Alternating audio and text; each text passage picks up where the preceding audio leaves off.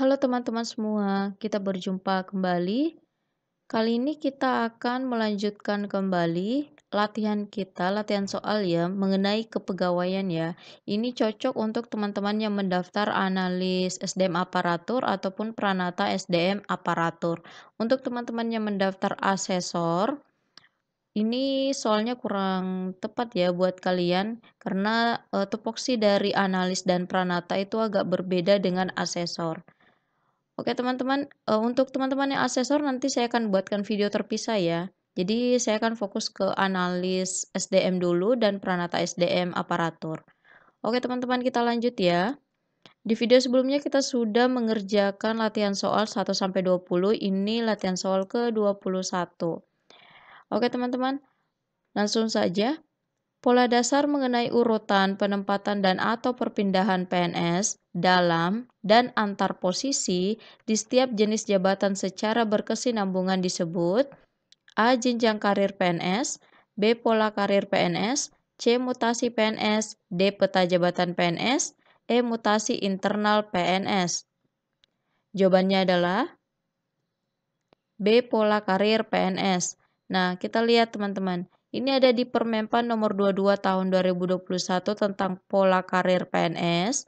Jadi, pola karir PNS itu adalah pola dasar mengenai urutan penempatan dan atau perpindahan PNS dalam dan antar posisi di setiap jenis jabatan secara berkesinambungan. Jadi, jawabannya B, pola karir PNS.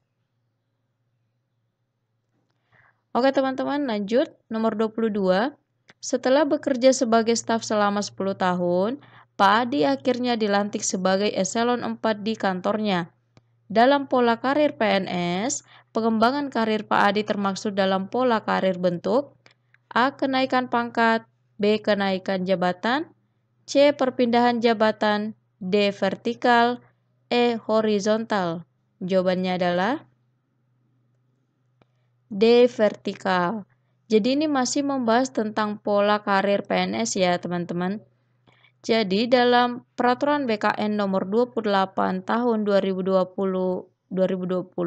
itu pola karir PNS ada berbagai macam bentuk teman-teman. Ada bentuk horizontal, ada vertikal, dan ada diagonal. Nah kalau horizontal ya jadi bisa saya gambarkan seperti ini ya. Ini vertikal, ini horizontalnya ya. Ini horizontalnya dan ini diagonalnya. Oke. Nah, kalau vertikal dia itu naik jenjang, teman-teman. Jadi sebagai staff naik menjadi eselon 4. Jadi dia dari bawah naik ke atas ya, bisa melalui promosi seperti itu. Nah, kalau horizontal dia itu perpindahan jabatan, teman-teman. Jadi horizontal itu misal dari eselon 4 di dinas dia misal jadi camat gitu kan. Nah, itu kan sama-sama eselon 4, teman-teman. Setara, masih setara eselon 4 gitu. Jadi ini perpindahan horizontal atau dari staf bidang A menjadi staf bidang B itu horizontal. Seperti itu. Nah, kalau diagonal dia itu perpindahan jabatannya beda beda posisi teman-teman. Jadi semisal dari staf pelaksana menjadi fungsional atau mungkin fungsional jadi struktural.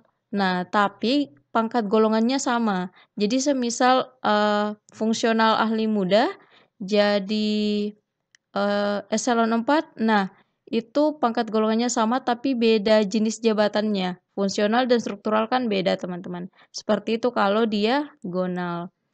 Nah, karena Pak Adi ini dari staf menjadi eselon 4, artinya dia dari bawah naik ke atas, maka ini jawabannya adalah vertikal. Jadi jawabannya D teman-teman, vertikal.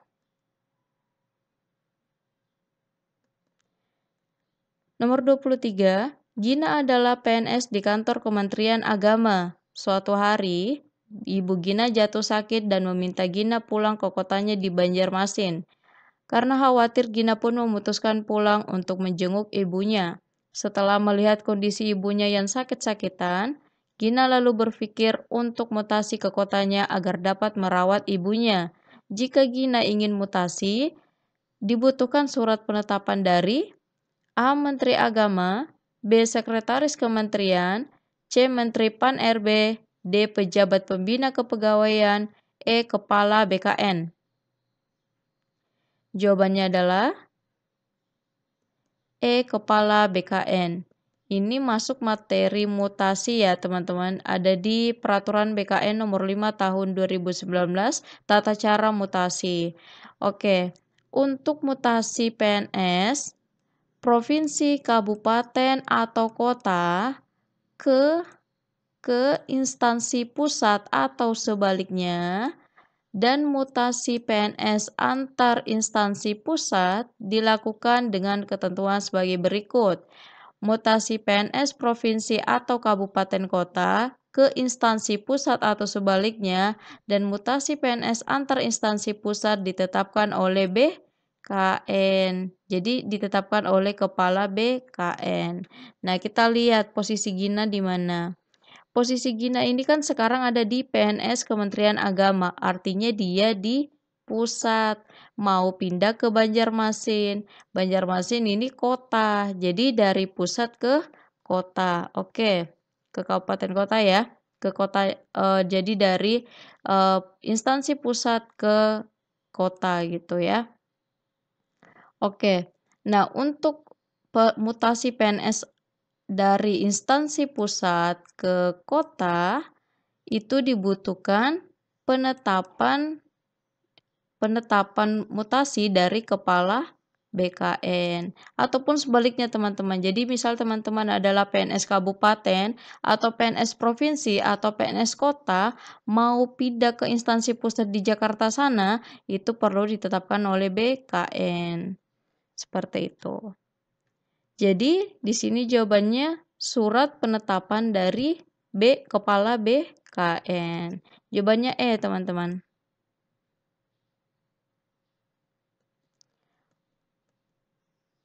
Oke, kita lanjut ya. Nomor 24.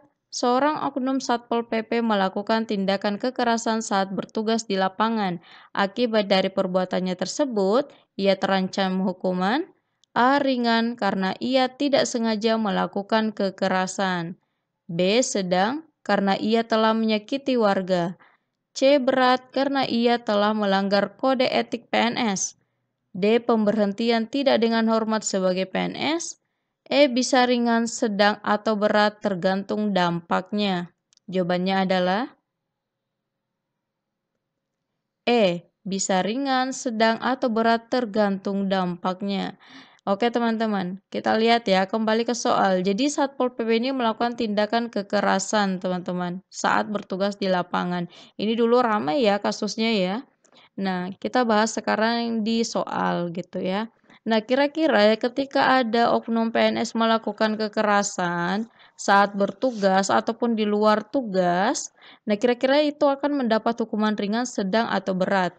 Nah, itu sebenarnya tergantung dampaknya, teman-teman. Itu tindakannya ini berdampak kemana gitu. Jadi untuk seorang PNS itu kan ada kewajibannya teman-teman. Nah, dan sudah diatur dalam PP 94 tahun 2021 kewajiban PNS itu apa aja. Nah, dan di dalam peraturan ini juga sudah dijelaskan apabila PNS tersebut melanggar kewajibannya, maka akan dikenakan hukuman. Nah, kita lihat jika PNS itu tidak menunjukkan integritas dan keteladanan dalam sikap, perilaku, ucapan, dan tindakan kepada setiap orang, baik di dalam maupun di luar kedinasan, apabila pelanggaran berdampak negatif pada unit kerjanya, maka hukumannya itu ringan. Jadi jika dampak tindakan Satpol PP tadi hanya berdampak pada unit kerjanya, itu hanya dapat hukuman ringan. Ya. Nah, jika seorang PNS menunjukkan sikap, perilaku, ucapan, tindakan yang melanggar kewajibannya dan berdampak negatif pada instansi yang bersangkutan, tadi ini berdampak pada unit kerjanya, ini berdampak pada instansinya. Jika berdampak pada instansinya, maka dia akan terkena hukuman sedang.